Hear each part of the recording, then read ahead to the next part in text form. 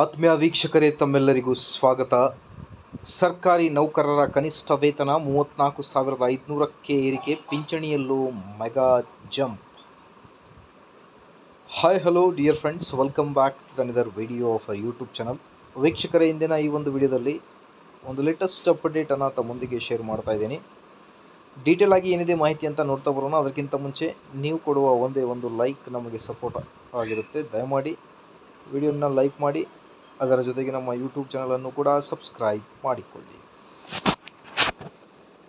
ವೇತನ ಆಯೋಗವು ಸುಮಾರು 1.15 ಕೋಟಿ ಸರ್ಕಾರಿ ನೌಕರರ ವೇತನ ಮತ್ತು ಪಿಂಚಣಿದಾರರ ಪಿಂಚಣಿಯಲ್ಲಿ ಬದಲಾವಣೆಗಳನ್ನು ತರಲು ಸಜ್ಜಾಗಿದೆ ಅನ್ನೋದ್ರ ಬಗ್ಗೆ ಒಂದು ಲೇಟೆಸ್ಟ್ ಮಾಹಿತಿ.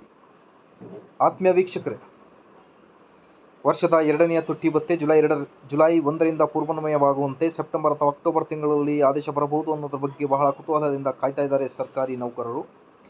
ಈಗ ಅದರ ನಡುವೆ ಕೇಂದ್ರ ಸರ್ಕಾರಿ ನೌಕರರು ಮತ್ತು ಪಿಂಚಣಿದಾರರಿಗೆ ಒಂದು ದೊಡ್ಡ ಸುದ್ದಿ ಇದೆ. ಕೇಂದ್ರ ನರೇಂದ್ರ ಮೋದಿ ಸರ್ಕಾರವು 2025ರ ಜನವರಿಯಲ್ಲಿ 8ನೇ ವೇತನ ಆಯೋಗ ರಚಿಸುವ ಬಗ್ಗೆ ಅನುಮೋದನೆ ಹೊರಡಿಸಿತು. 8ನೇ ವೇತನ ಆಯೋಗ ಸುಮಾರು 1.15 ಕೋಟಿ ಕೇಂದ್ರ ಸರ್ಕಾರಿ ನೌಕರರ ಮತ್ತು ಪಿಂಚಣಿದಾರರ ಪಿಂಚಣಿಯಲ್ಲಿ ಕ್ರಾಂತಿಕಾರಿ ಬದಲಾವಣೆಗಳನ್ನು ತರಲು ಸಜ್ಜಾಗಿದೆ.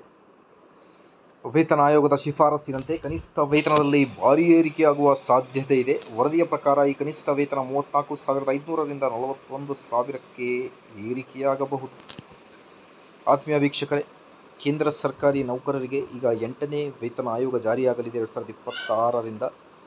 ಹಾಗಾಗಿ ನಮ್ಮ ರಾಜ್ಯ ಸರ್ಕಾರಿ ನೌಕರರು ಕೂಡ ಕೇಂದ್ರದ ಮಾದರಿಯಲ್ಲಿ ವೇತನವನ್ನು ನೀಡಬೇಕು ಅನ್ನೋದ್ರ ಬಗ್ಗೆ ಕರ್ನಾಟಕ ರಾಜ್ಯ ಸರ್ಕಾರಿ ನೌಕರ ಸಂಘದ ರಾಜ್ಯಾಧ್ಯಕ್ಷರಾದ CS ಷಡಾಕ್ಷರಿ ಸರ್ ಅವರು ರೀಸೆಂಟಾಗಿ ಒಂದು ಇನ್ಫಾರ್ಮೇಷನನ್ನು ನೀಡಿದ್ದಾರೆ. ಹಾಗಾಗಿ ಮನವಿಯನ್ನು ಕೂಡ ಮಾಡ್ತಾ ಇದ್ದಾರೆ ಸರ್ಕಾರಕ್ಕೆ, ಕೇಂದ್ರದ ಮಾದರಿಯಲ್ಲಿ ವೇತನವನ್ನು ನೀಡಬೇಕು ಅನ್ನೋದ್ರ ಬಗ್ಗೆ. ಈಗ ವರ್ಷದ ಎರಡನೆಯ ತುಟ್ಟಿ ಭತ್ಯೆ 3ರಿಂದ 4% ಏರಿಕೆ ಆಗಬಹುದು ಅನ್ನೋದ್ರ ಬಗ್ಗೆ ಅಂದಾಜಿಸಲಾಗಿದೆ. ಕೇಂದ್ರದ 1%ಗೆ ರಾಜ್ಯ ಸರ್ಕಾರಿ ನೌಕರರಿಗೆ 0.722% ಏರಿಕೆ ಆಗುತ್ತೆ. ಹಾಗಾಗಿ ಆದಷ್ಟು ಬೇಗ DA ಕುರಿತು ಆದೇಶಗಳು ಬಿಡುಗಡೆಯಾಗಲಿ. ಮಾಹಿತಿ ಇಷ್ಟ ಆದಲ್ಲಿ ಲೈಕ್, ಶೇರ್ ಆ್ಯಂಡ್ ಸಬ್ಸ್ಕ್ರೈಬ್.